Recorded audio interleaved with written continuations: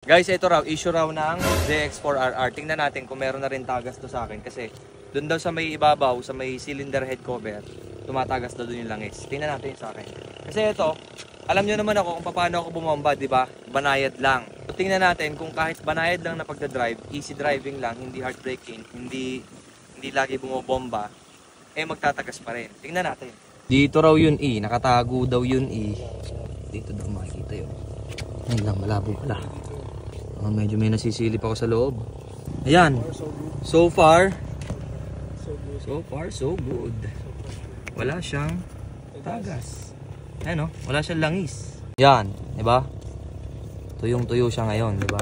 Ayan. Diba, kita nyo naman guys. Wala pa siyang tagas sa may cylinder head cover. Ang mismong ibabaw. Mga valve cover sa iba. Ayan, dyan daw nagtatagas. Ayan, kita nyo ba yan? Yan parang rubber na yan. So far, wala pa naman siya. Even dito din sa likod. Ayan, wala rin dyan.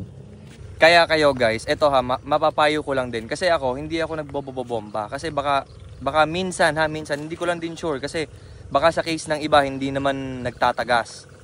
Kasi marami na nakakapag-comment sa akin. Ang sabi nila, ang issue nga raw ng ZX4RR ay nagtatagas. Yung sa may bandang cylinder head, sabi iparetorque mo yan, pahigpitan mo, ganyan ganito. Pagkagaling ng kasa, kasi yan ang issue ng ZX4RR. And sa case ko naman, hindi siya nagtatagas hanggang ngayon ha, kasi mga ilang mileage na rin to, siguro kilometers na ba to? Oh, nasa 382 plus kilometers na tinatakbo na ito. Mababa pa yung kung tutuusin ha. Pero yung sabi kasi nung iba, kahit galing lang daw ka sa mga ilang days or weeks, meron na daw kagad tagas. Maybe dahil na rin sa paggamit nyo ng motor. Kasi baka mamaya, babagong start pa lang, tapos kung mag-rev bump kayo, sagad sa limit. Okay lang na bumomba, pero pa konti-konti lang. Sabi ko nga sa inyo, pag bobomba, banayad lang. Huwag nyo naman sagadin. Choice nyo pa rin yan kung gusto nyo sagarin. Kasi masarap naman talagang bumomba, tsaka maingay. Diba, masarap yan sa tenga yung bumobomba ng malakas na malakas. Kaso nga lang, isasacrifice mo talaga yung mga internals mo, especially dito sa ZX4RR na napakataas ng RPM.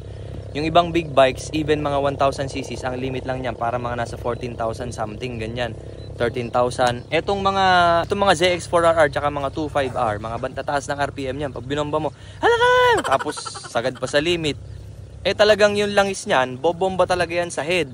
Iibabaw talaga yan. Yung gasket doon, makapal yun, pero yung torque ng mga tornilyo yun, hindi naman sobrang higpit. Kaya yung mga langis, possible talaga na tumagas doon, pero hindi naman siya major issue para sa akin. Kung yun lang naman na tumatagas, kulang lang sa higpit, okay lang yun. Ang masama, nakakalas yung mga tornilyo, yun yung mga masama.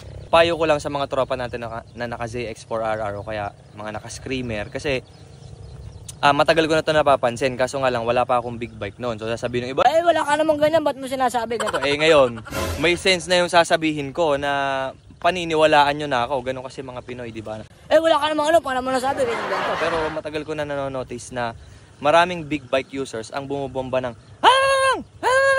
abot sa red line, yung mga ganon. No hate ha, pwede nyong gawin yan, motor nyo pa rin yan at the end of the day.